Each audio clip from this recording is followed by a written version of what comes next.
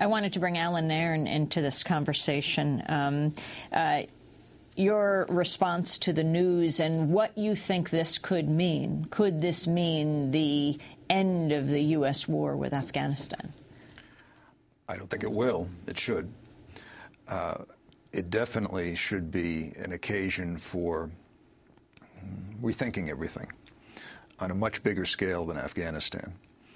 The first thing that struck me was seeing the Americans out in the streets celebrating, outside the White House, outside the old World Trade Center site, people cheering, people exultant.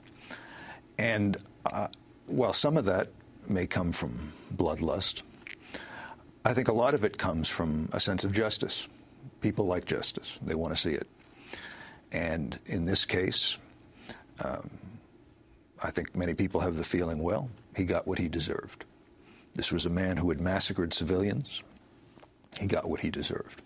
And there's a lot of truth to that.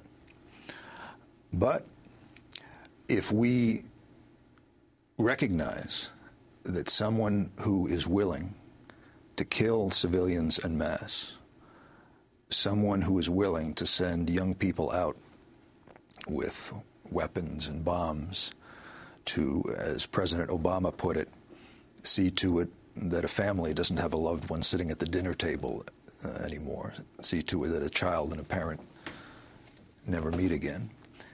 If we say that someone like that deserves to die, then we have to follow through on that idea. And we have to recognize, okay, if these things really are so enormous, we have to stop them. Killing bin Laden does not stop them. Bin Laden is dead, but the world is still governed by bin Ladens.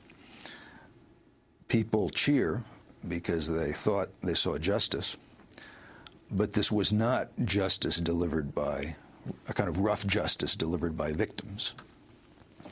This was one killer killing another.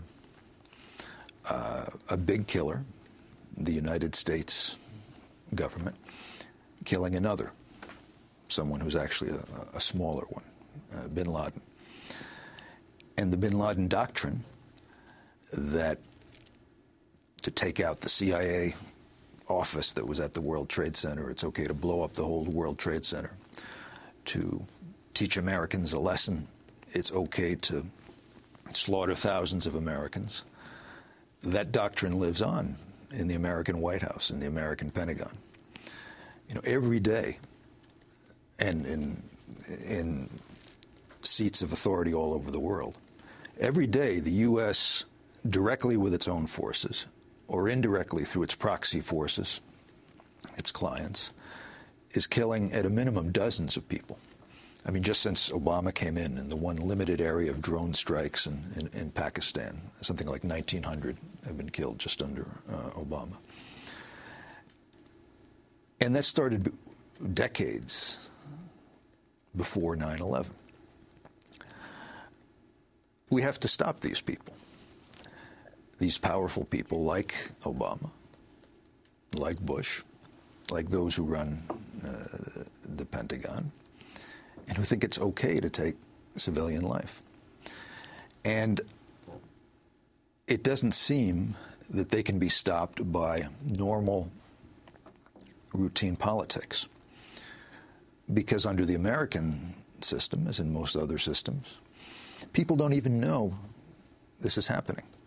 People know the face of bin Laden. They know the evil deeds that he's done. They see that he's dead, and they say, oh, great, we killed bin Laden. But they don't see the other 20, 30, 50, 100 people who the U.S. killed that day. Many of them children, many of them civilians. If they did, they probably wouldn't be out in the street cheering about those deaths. You know, we've got to stop this practice. And Americans aren't doing it. Egyptians, Tunisians are doing their part. They've risen up against the repression they face.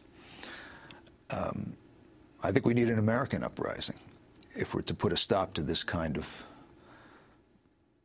killing of innocent people.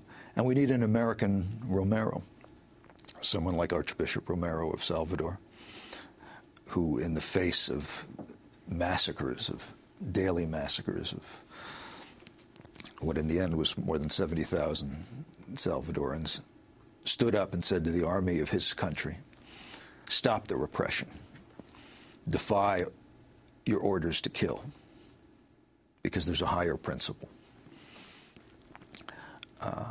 About a little more than a week ago, I was in El Salvador and visited Romero's old home, which I'd never been to before, and saw that on his bookshelf he had Why Not the Best, a campaign book by Jimmy Carter, which he'd apparently been reading. Romero wrote to Jimmy Carter in his capacity as the Archbishop in 1980, asking Carter to stop supporting the Salvadoran military that was slaughtering his people. And from what I know of Romero, he probably really believed that Carter would respond. He didn't. Carter kept sending the aid, and within weeks, Romero himself was assassinated by a death squad that had originated from U.S. backing. Writing letters didn't work in that case, and it doesn't work here. We've got to put a stop to this. Bin Laden is dead, and Bin Ladenism, if you want to call it that, should die also.